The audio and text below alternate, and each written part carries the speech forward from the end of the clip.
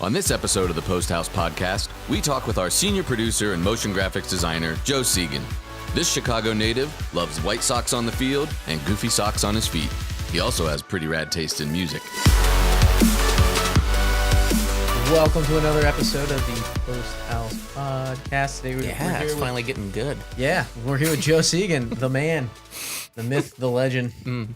Yes. Some of those things. All those things. Come on, man. All right, so Joe, you are our senior producer here at Post House and a motion graphics guru. Been sort of around the planet producing things for years now. Yeah. Why don't you give me a little background here? So I ran into you as an intern, which is a really cool thing because that's what we should talk about. I was, early 20s and worked at a TV station. Worked at a TV station and went over to a production house for an internship and met Joe Cygan, who helped start my way in the motion graphics world. Yeah. And now here we are. I should have derailed you. Well, I should have said, get out of the business while you can. I think you did say that. Probably did. But yeah, here we are. Now we get to work together and it's awesome. Have some fun. So. I mean, it's funny how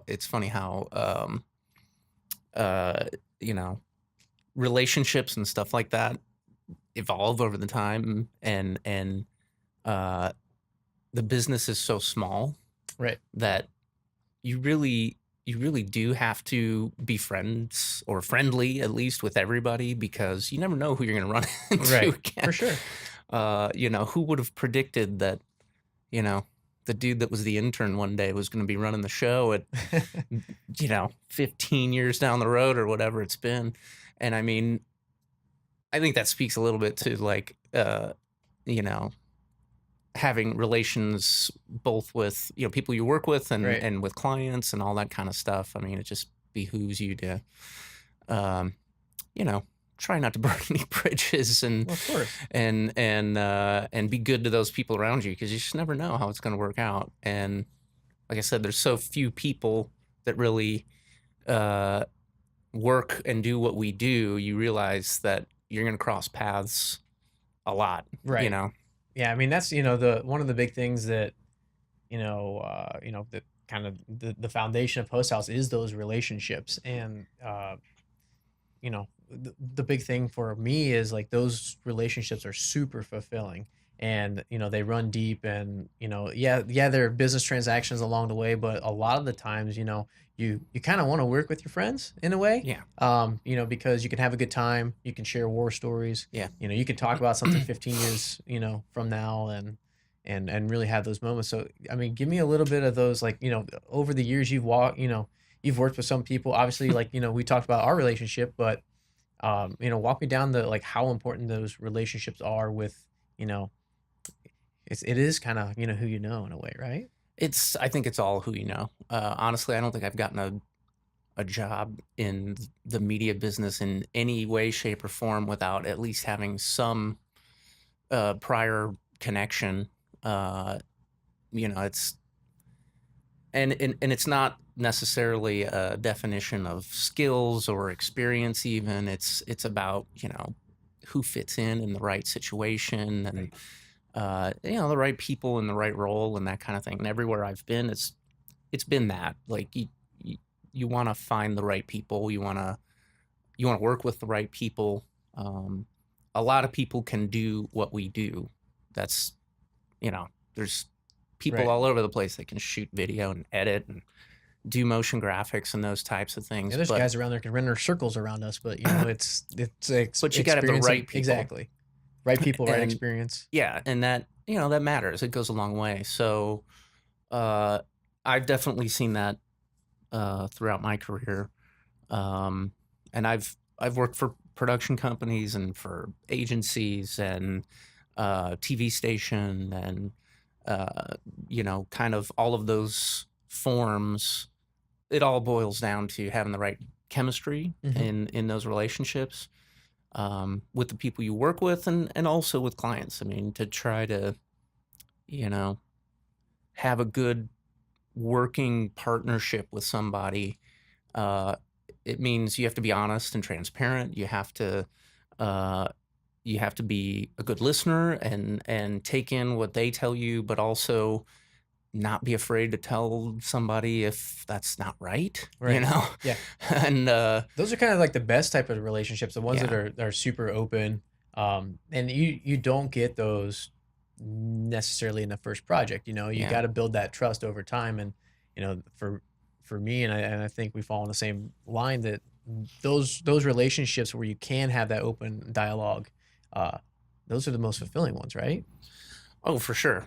I mean, for both client and company, I think it's uh you can't give somebody a good product if you don't really understand what what they need, and if you don't really understand where they're coming from.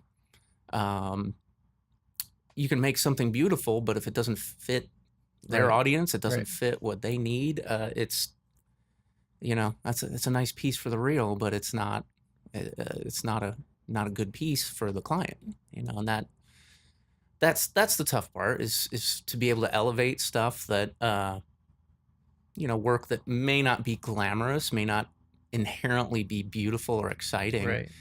to try to take something like that and make it better.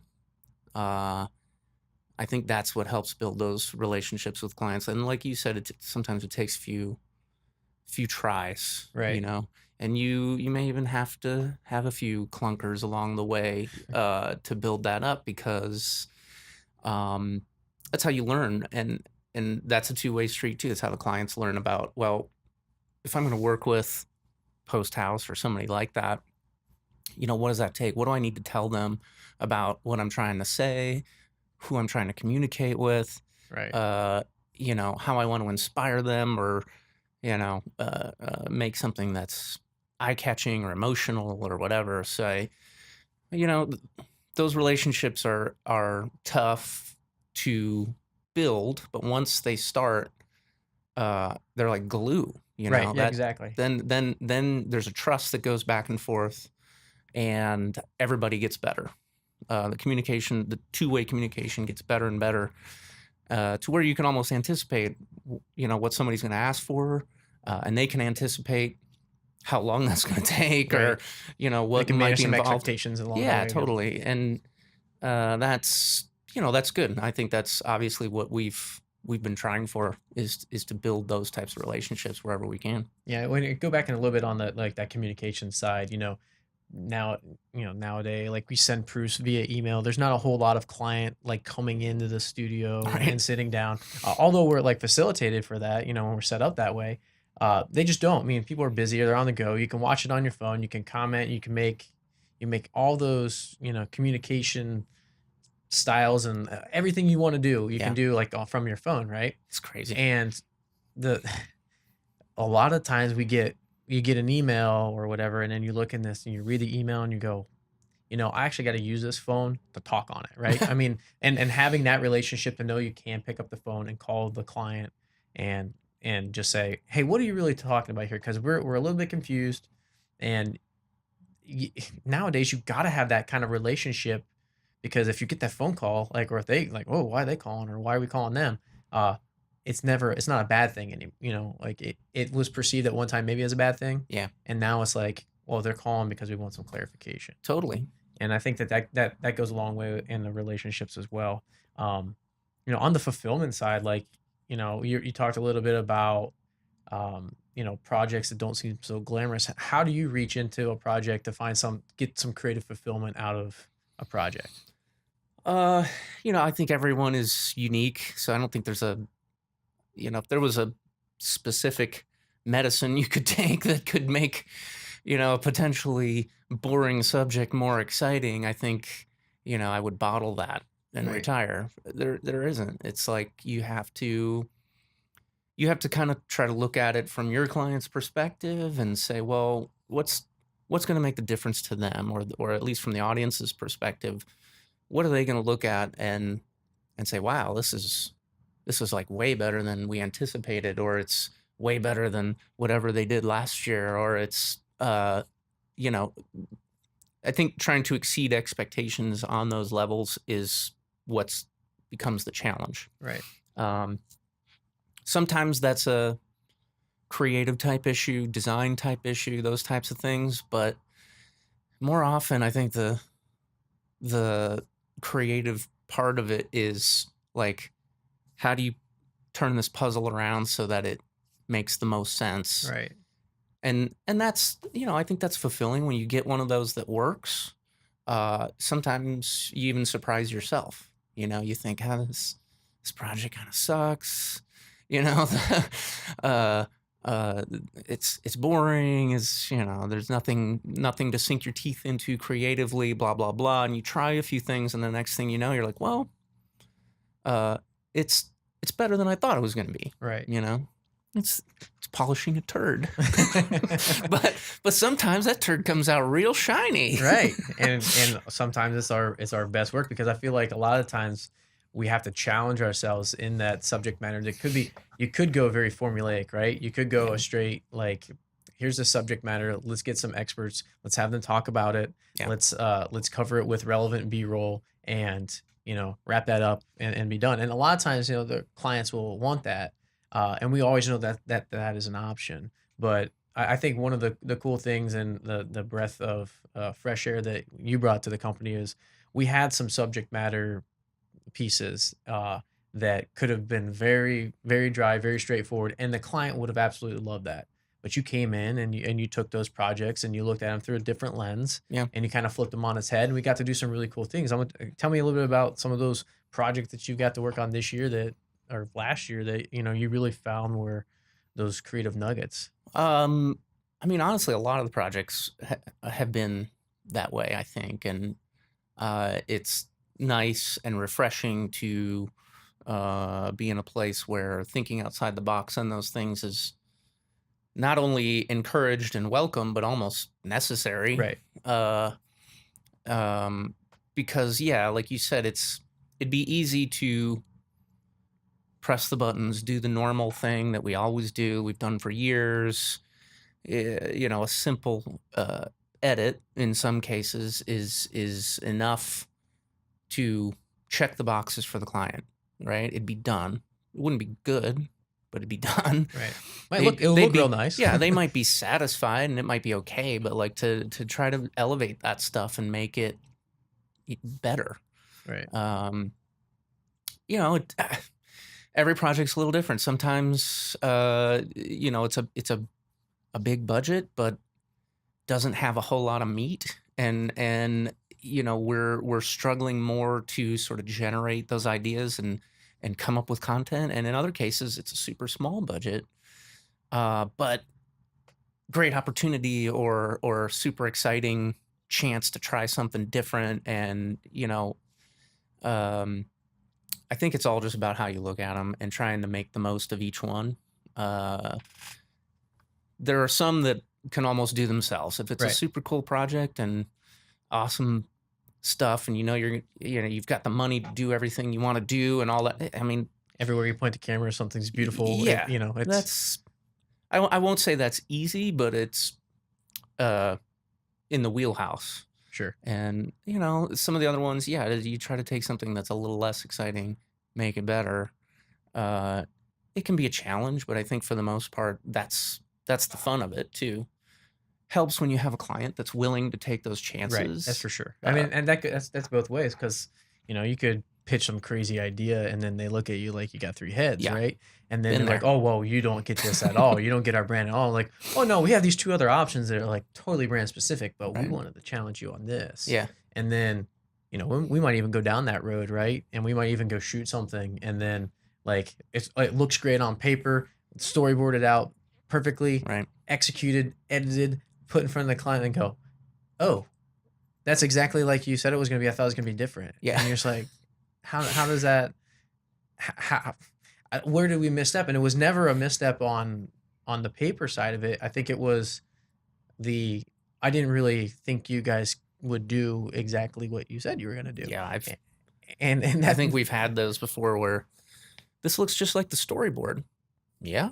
That's typically why we would do a storyboard. right. Wasn't that why you asked for it, to get Right. this sign off? And but I mean, at the end of the day, we are tasked with helping solve some creative issues Hmm. for a client, and they may not even know what it is, and then that's you know they dump a hard drive on your desk and go, ah, we can figure this out, right? Yeah. And I feel like that is some of the most fulfilling things is where you don't know what you're gonna make, and then the next thing you know, you just start throwing stuff at the wall, and it's like, well, hey, here's an idea, this Yeah. works.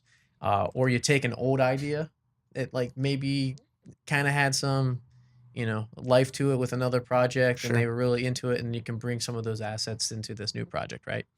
I think everybody has a bag of tricks that you go to on a regular basis, um, be it concepts that are good, but Right.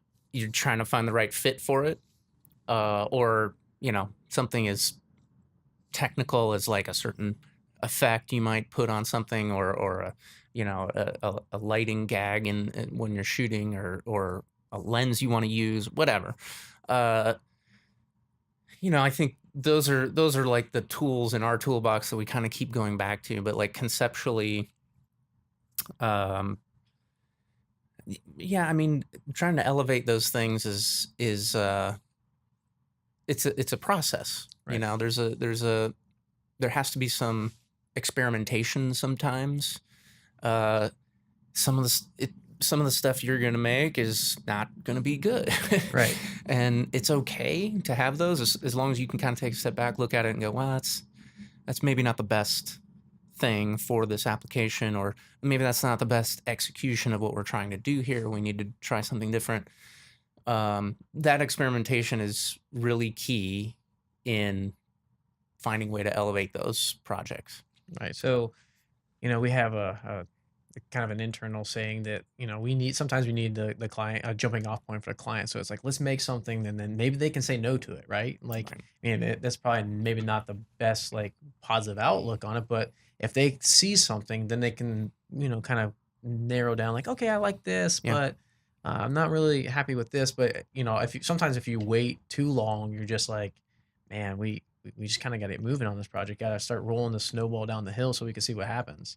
I do think it's our responsibility to um, communicate and help a client visualize what this project's going to be, as best we can. Sometimes, and it again depends on that relationship, depends on the client. Sometimes it can just be words. It could be a phone call. Other times, yeah, it's full on storyboard or animatic or something that, much more talks about the tone and pace of a cut or something like that. Um, and certain clients need more than others. I mean, some people I think can visualize and understand right off the bat where we want to go. Other people need a little more explaining, a little more hand holding. Uh, that's not a bad thing. That's part of what we do, and Right. we need we need to be able to sell it, to communicate it. Because if we can't get our partner to understand it, there's a good chance The their audience isn't audience right. may not get it either. And we've talked about that in the past too. Sometimes you have to make something for an audience that you don't really understand. It can be a super technical or specific thing that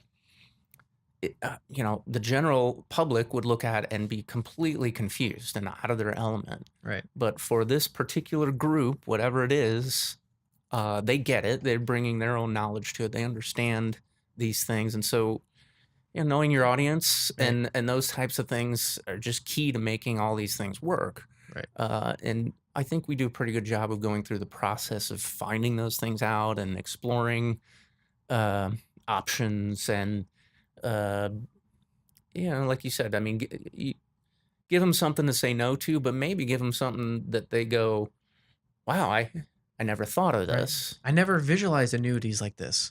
I mean, that's I love visual annuities. right. It's I my mean, favorite. how do you do that? So a couple little fun things about Joe, right? Oh boy, so much fun. You are a very talented musician. You have played in multiple bands. I think that was one of the cool things we talked about in the early 2000s about some punk, Oh yeah. pop punk. So we shared some of the same bands and stuff we like. So tell me a little bit about your music background. Like, what's your taste in your genres here? It's pretty all over the place, but I've played in bands since I think I was about 15. Um, Started playing with some friends in high school. I'm still friends with those guys in Chicago, and we still jam every once in a while. I think we're probably due for a reunion show here in the next 5 years, something like that. And I had a band here in Columbus called Hot Pink Racers, and we dedicated all of our music and any of the proceeds from the band and that kind of stuff to breast cancer awareness and breast cancer charities and those types of things. It was all original music and sort of pop punk and all over the place.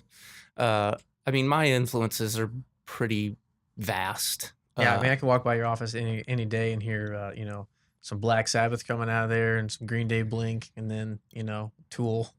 I mean, it's pretty. I listen to all kinds of stuff. All my siblings are much, much older than me, and I like to remind them of that. And they They're into classical music or what? Like, not quite that old. But they grew up in the '60s, and like when I was a kid, I was pulling out Beatles records and Stones and the Doors and stuff like that. So like, that's the kind of stuff that I grew up with, and got more into the popular stuff like later, I think, than a lot of people did. I was listening to stuff that was 20 years old, you Right. know. Your classic rock preset, pretty much. Yeah, but I as feel like youth. it was a good musical sort of education. Oh, for And sure. I mean, anytime you listen, you can pull from the Beatles. I mean, that's yeah, the biggest influencer in they're the world. foundation for anything I listen to, I think, really, and even though I love metal, I love all kinds of rock. People are surprised I'll listen to classical sometimes, or I mean, one of my favorite albums of all time. I remember saving up my my newspaper route money when I was a kid to go buy Purple Rain, which Nice. is totally like not in the same genre as all the other stuff, but like I still love that record. Like from beginning to end. I'm not even a crazy huge Prince fan necessarily. I mean, I like his other stuff, but that record in particular is like it's perfect from beginning to end. It's just so And great. it means something to you because I mean, Yeah, I remember it was a tied point to in it. time. Yeah, exactly. That was some effort to save up your money to get some vinyl, Yeah, right? buy I mean, vinyl for like $9 or whatever it right. was. But you were getting paid 50 cents on your paper route, so For that's real. let's make sure we set the Yeah. stage there. So all right, a couple rapid fire questions then. Blink or Green Day? Green Day. Coors or Miller? Ooh, that's tough. Probably Coors. Coors. Yeah, you got some background out there, like, right? Oh, a little. I mean, Milwaukee's best? Huh? No. In college, for sure. Yeah, Okay, this is an easy one though. Cubs or Sox? dude. Dude. All right, so I'm like a Star Wars or Star Wars. Yeah, only Star Wars. Right. No, I mean that's another thing. I remember, back in the day, Joe's a big Star Wars fan, and I mean we got Star Wars stuff all. I Yeah. mean your office and my office are pretty much, Star Wars like merch centers and Yeah, right. history museums, but I think that having that personal side, especially like the music side, really helps in our field. I mean, you're traditionally a better editor if you understand music. Yeah. I think we have enough people here to have a band that are musically we should. inclined.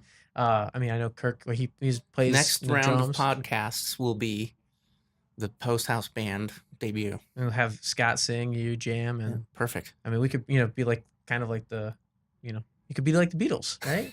Just like 'em. Just like the Beatles, just like them. I would not be super comfortable playing my my rhythm guitar for you Why guys, not? but I've heard you play. You're pretty good. that's Everybody tries to hide it. what's that? To hide their talent? Yeah, like Yeah. Tony plays guitar. I didn't even know he played guitar until like 2 weeks ago Oh, or really? something. Yeah. I Yeah, mean, see, he doesn't ever talk like that. I mean, Tony's very mysterious. yeah, He likes his Halloween and his dark coffee yeah. and his dark hoodies and kind of hides in his cave. And Pretty much. but super creative guy though. Um, moving on to some other little fulfillment things. On the personal side, like obviously, we talked about relationships. We talked about like creative fulfillment and professional fulfillment. Obviously, we get paid. But what is like personally for you? Like, what do you find fulfilling about this industry, and what do you find fulfilling uh, about the work that you get paid to do? Um, again, I think it varies from project to project. I mean, sometimes you can get the most satisfaction out of a project that you'd never put on a reel. It's not visually stunning. It's not necessarily something that you run home to show mom and dad or something like that. It's like, but you knew the effort that went into it. You had a good time doing it. The client was fun to work with. There's a million things that can be good about that, and that I think are fulfilling. Um, and like I said, I think the ones that you you know are super awesome, that are visually stunning and beautiful, and that you want to put on a reel and you want to show off, well, that's sort of a given in and of itself. I think that's the artistic side of it that Right. says, you know, this is me, sort of like I put my heart and soul into this thing, and I think it's beautiful, and that's a different sort of fulfillment. But I like those pieces could be really hard to make. They could be really problematic, and things could go terribly awry, but at the end of the day you have this beautiful piece. Right. So Yeah. like, No, for sure. it's both. I think you have to have both of those things to feel fulfilled all around. Because some projects aren't going to be beautiful when they're done, just by nature. I mean, no matter how much you try, sometimes they work, they do what they're supposed to do, but it's not, you know, earth shattering. But hopefully the process was good and healthy, and that you enjoyed making it come to life. And then, like I said, on the flip side is yeah, if it's beautiful, it speaks for itself, and uh, you kind of forget about the process. Hopefully, it was good too. Yep. In a perfect world, both the process and the product end up being awesome. It's not always that way, frequently. No, I mean, with the volume of projects that you do, I mean, you're gonna have ones that there's always gonna be a bump in the road, and it's never gonna be exactly how you pictured it in No, your head from the beginning. But if at the end of the day, you can look back on it and you got your thumbprint on it, and you poured some of your personality into it, yeah, and those are the ones that like you said, that you would love to put on your reel. Now we have the uh, misfortune sometimes of a lot of things that we do, we can't really show publicly. And we can show in a private setting, but we can't put out to the right, world on the reel. And then you and I had a conversation the other day about reels and what's real worthy, and maybe a little bit of an education to you know people who are coming up in the business. Like, what do we look for in reels? Because we talk about our motion reel can be, it's just out of context, a lot of cool stuff. It's your best, it's your best 8 to 10 frames or whatever sometimes yeah, for your motion reel. But like, how does an editor show that they can edit? Because I mean, at the end of the day, you're just cutting to a beat. right, And is that your footage? Like, what'd you do on this? Like, yeah, I think it's a little bit different for like multifaceted, talent where they're editors and motion guys and also, yeah. um, photographers. And, you know, talk me through a little bit of what do we look for? I mean, because I know what I look for, especially in the motion, in the motion world, because I'm a motion designer Yeah, by heart, but I'm also an editor and yeah. also a photographer. So like, I look for different things, and when they submit those reels, like what help explain what we're looking at, right? Yeah, that was a valid point about specifically like people send edit reels, and it's like I don't I don't know how to look at an editor's compilation reel as a sort of a proof of your craft. I mean, like, so, and I've seen more editors doing this, and I think it's the only way you can do it. If you're really into editorial and like color and finishing and all that kind of stuff, I kind of need to see the whole piece. Right. And a selection of whole pieces or cut downs of whole pieces, I suppose. But like showing me a mashup of that is almost irrelevant. I start looking at what the DP did, which that person may have not even been part of the production. And you know, motion graphics is a little different because you can grab a frame of motion graphics and the design by itself is awesome. But you know, can you sustain that over a minute? You know, can you sustain that level of complexity and Probably not. design over a minute? If you know, the good ones can, Right. and so I guess it's showing more of your work in context. Reels can be a little misleading, and they're hard to do because of that exact reason. Like, what are you really showing off? Are you if you're a MoGraph person, there's, you know, you could take 3 good projects, mash them up into a minute, and yeah, it looks awesome, but everything else is garbage, you know, potentially. I mean, it's tough too because I've had to make those reels. You have to be able to show your work, and you have to show it quickly. You know, And you have to show the breadth of your work too, because I mean, you don't want to be, you know, stuck in one style, or maybe you only work on exactly. one type of. Maybe you're at a production house where you're just tasked with, you are handling just this type Yeah, of, you're handling medical or you're handling automotive, for and sure. then now your whole reel is just that. So you have to really kind of jump into some experimentation things. Yeah. Uh, you know, the worst thing to do is like see a reel where like it's a Andrew Kramer tutorial. Like, come on, like, you know, like, I've but we've seen been those there, for you know, sure. like, because when you're struggling and starting out, like, that's what you have, that's Yeah. what's relevant, that's what you know, and those are the assets that are available. But now, I mean, for, you know, $20 a month, you can go pull down like a million different, you know, assets. Oh And yeah. I mean, there's so much of that stuff. I think getting back to some of that stuff, and when it comes to like, be it a freelancer or job search or even a company showing off what it can do, it comes back to those relationships again, and that's part of the reason you have to know people, is because if I already kind of know you and I know what you do and I know your style or whatever, and you show me a reel or you show me a finished piece, I'm a little more inclined to actually sit and watch it yeah, rather than a cold resume or email that comes out of nowhere that's like, well, here's my 55 pieces I've done and edited, and I'm like, yeah, man, maybe I'll look at one, maybe I won't. I mean, but I'm sure not looking at all of them, and it's tough. That's the tough nut to crack, and why you need those relationships. yeah, absolutely. Um, and you know, for somebody that's just starting out, I think, yeah, go ahead and do those tutorials. Like, You have to. I mean, that's okay. If that's how that's you how you build learn. your reel, Yeah, I think that's okay.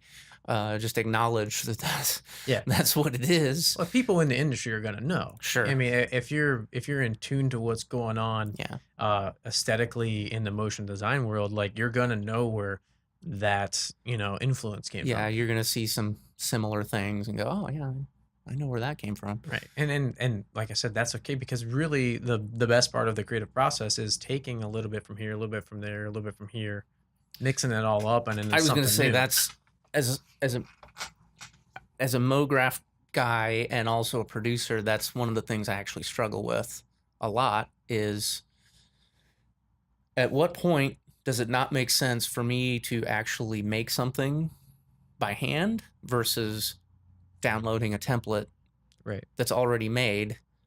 Like, there's a balance there somewhere. Like, okay, it needs to be really custom and specific, so I need to do more of it myself, versus we don't have a lot of budget, we don't have a lot of time, I need something really fast, I can download this thing or Pull it, buy yeah, pull something, it apart, make it yours. buy a couple Yeah. elements, and it's done.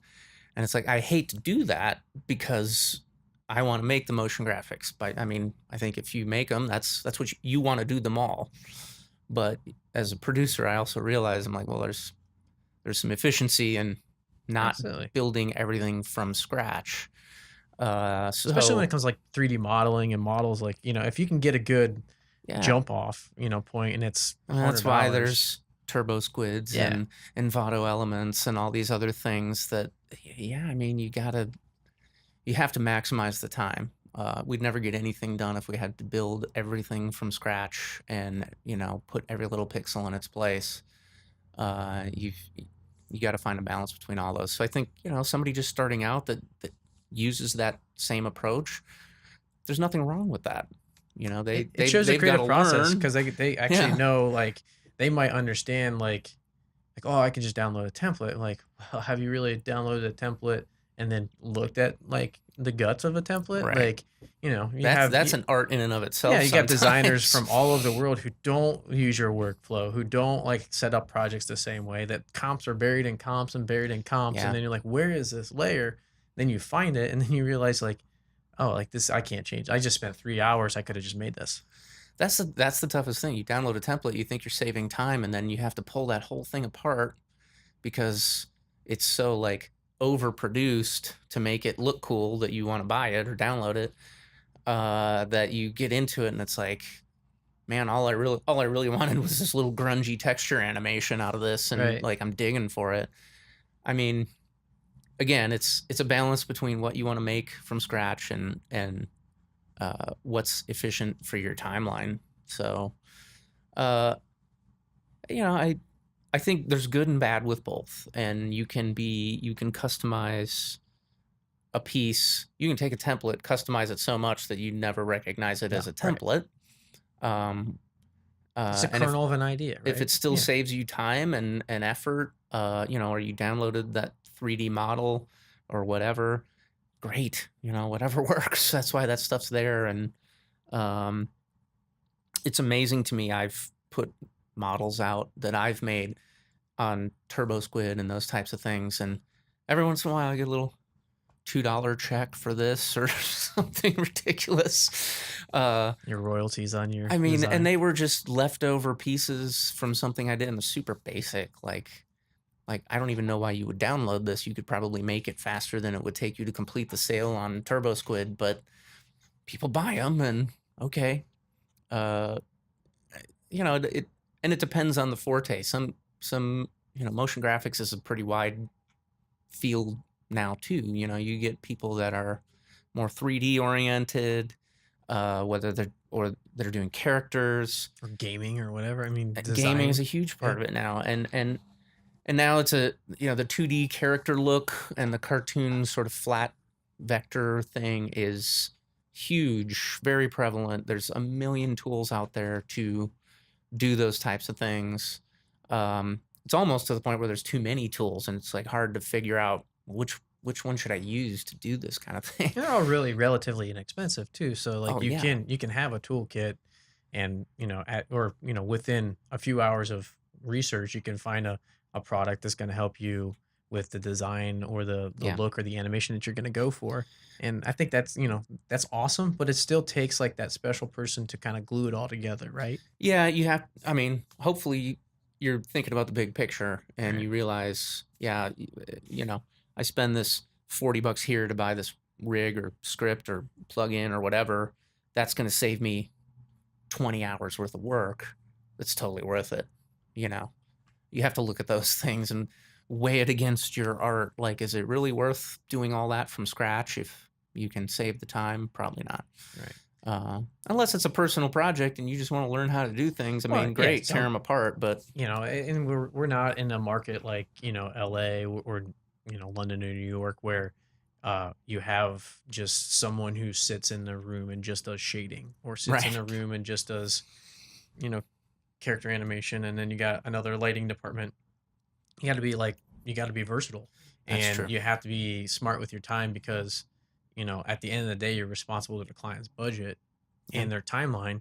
And to your point, spending 20 hours on this, that it's cool and it's functional, but does it help tell the story? Does it end up, sure. you know, serving the purpose of what the project is? And that's, making a whole piece. So you can't, like, eat up 60 hours of your budget on something that may or may not make sense to the client. So Yeah. making those educated decisions, and I think that comes with the experience. You have to go down that road of, man, this took me like, I thought it was going to take 6 hours and it took 12. Yeah, sure. You have to go down that road and either learn from it and go, okay, now I can save 3 or 4 hours of efficiencies here because I've learned that tool, Yeah. and that skill set, or buy the model because it's already pre-rigged. Yeah. And I think that's where, like I said, experience really comes in. Yeah, you make a good point about the market too, because I think, yeah, if you're in LA, there's a lot more specialists. Even, you know, other markets, New York, Chicago, all that kind of stuff. You can be a modeler, and make a living, and never really have to light and texture and render and do all the other things that go into it, let alone composite it or edit it into a scene. We don't have that luxury.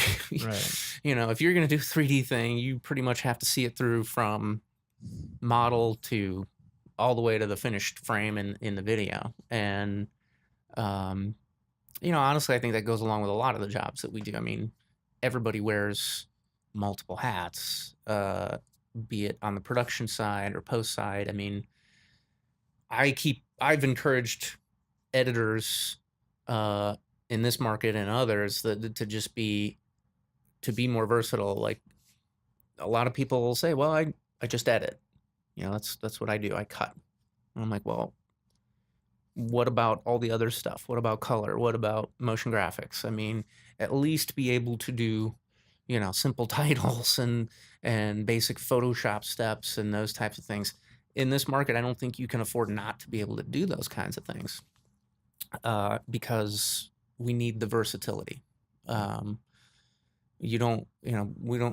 Production companies don't have 50, 60 people sitting around that can specialize in all those things, and they just wait for the next, graphic to come in that they're going to make, and that's all they do. I mean, you have to do the whole project.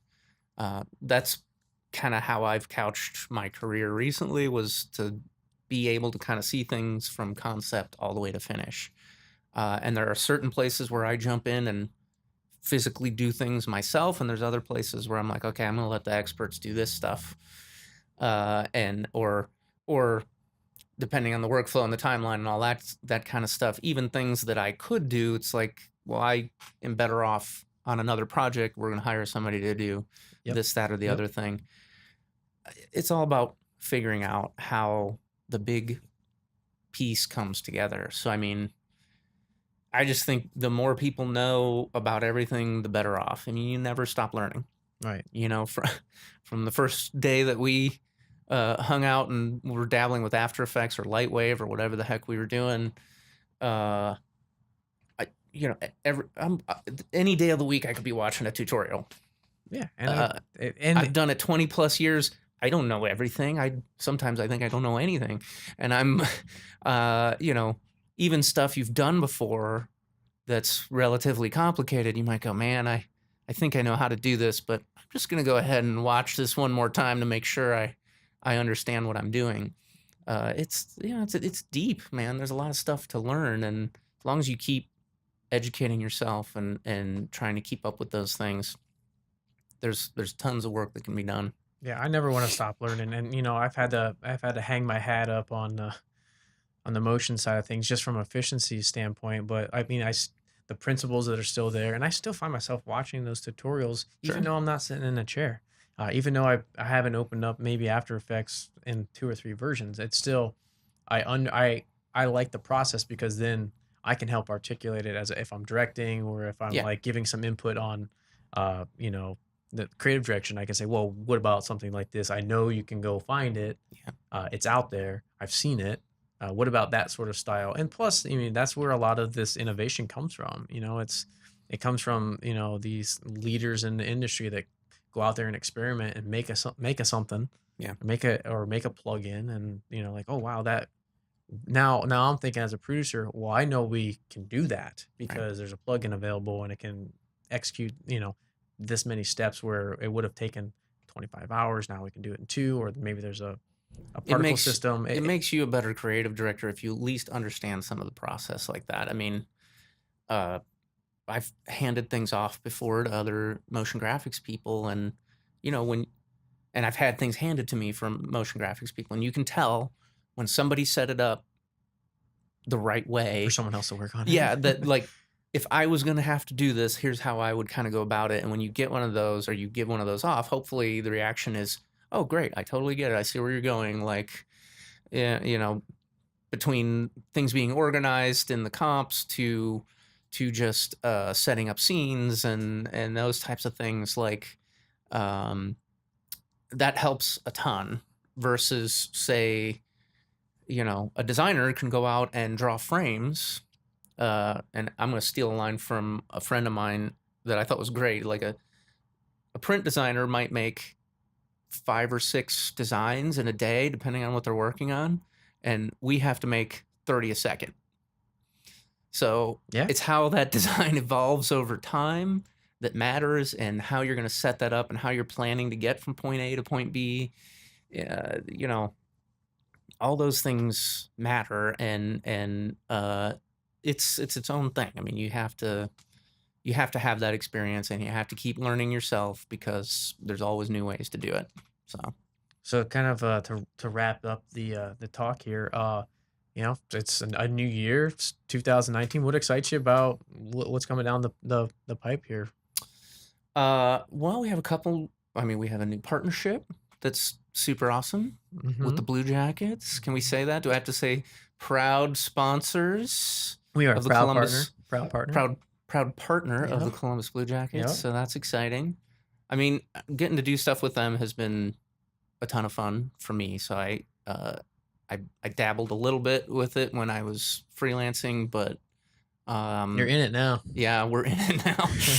But it's fun. It's a blast, and they're awesome to work with. And you know, it's exciting to see that work go out and be seen so much. Obviously, it's super high visibility work and that kind of stuff, so it's fun. And other stuff that isn't super high visibility, that's more specific. I mean, we have other clients that we know we're gearing up for more projects this year that you know, the sky's the limit. Thinking outside the box and trying to do different things for them, I think is part of the excitement of, you know, we don't know where we're going with it exactly yet, but it's going to be fun to find out. We've gotten to do some great experimentation and stuff over the last year, so I think more of that is good. It educates our whole team, and you know, just makes us better at what we do. So I think there's a lot of good stuff coming, and it's gonna be fun. All right. Well, cool, man. Thanks, Joe. Appreciate your time. Yeah, for sure. It was fun. All right. Was it? It was.